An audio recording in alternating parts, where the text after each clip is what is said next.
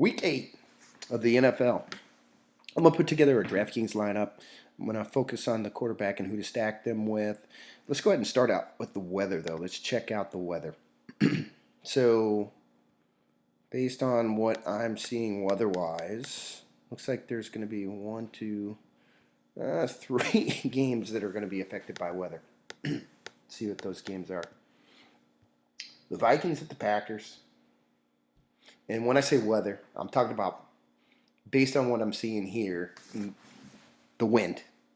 Wind's going to be over 20 plus miles an hour in these three games. When the wind is that high, it affects points, and I mean fantasy points in a major way.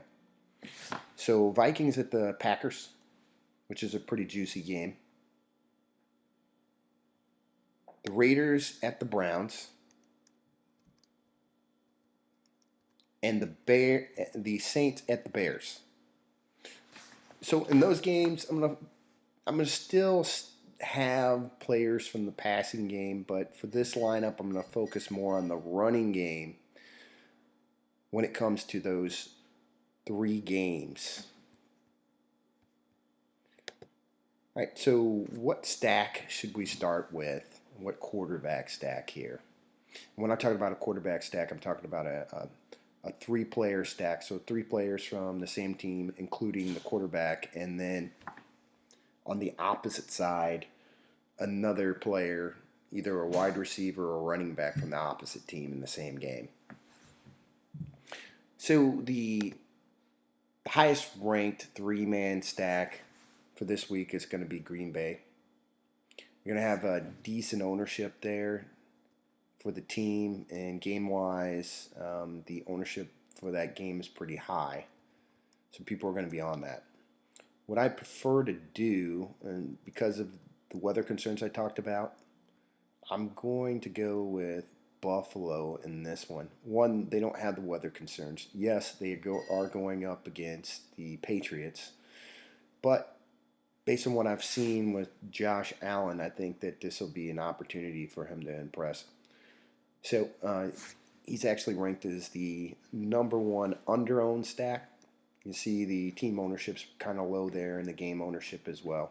The game ownership's low because of who they're playing. Cam Newton has struggled the last few weeks, and so have the New England Patriots as a whole unit the last 4 weeks. So let's go ahead and start the stack out with Josh Allen. So Josh Allen, and we want to pair him with his best pass catcher, who's Stephon Diggs.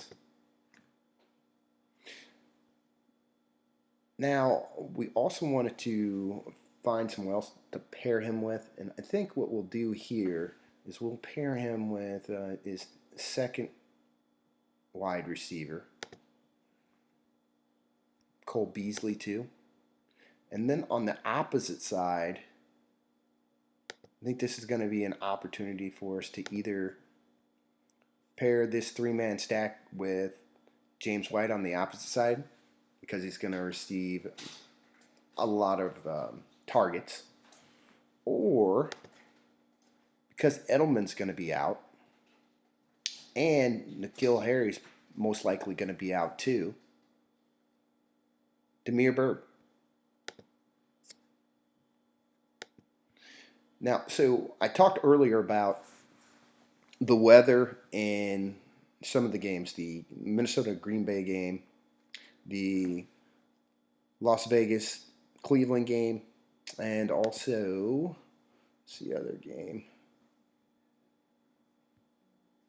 Oh, the New Orleans-Chicago game. So what I'm going to do is take advantage of those running games there. So let's go back and see if we can find some players that we can take advantage of, and from a running game perspective. So in the Chicago game, the Saints are going to be favored there. So I'm going to go ahead and throw in Alvin Kamara there. In the Raiders game versus Cleveland, I really think this sits up really well for Josh Jacobs, even though he's questionable right now. Let's see what it says. He was limited in practice on Thursday. Back-to-back sessions under his belt. So it doesn't look like they're too concerned about his injury. So let's go ahead and take the opportunity to put him in the lineup. He is a running back that gets a lot of handles, except last week. But for the most part, you're looking at a running back that gets 20 plus opportunities. Plus the matchup's pretty good. Then the last running back that we want to pair him with is a running back from the Minnesota Green Bay game.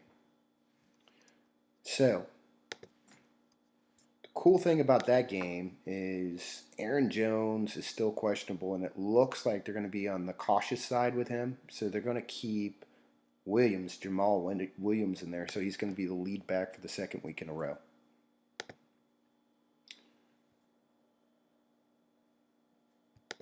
Now for tight end,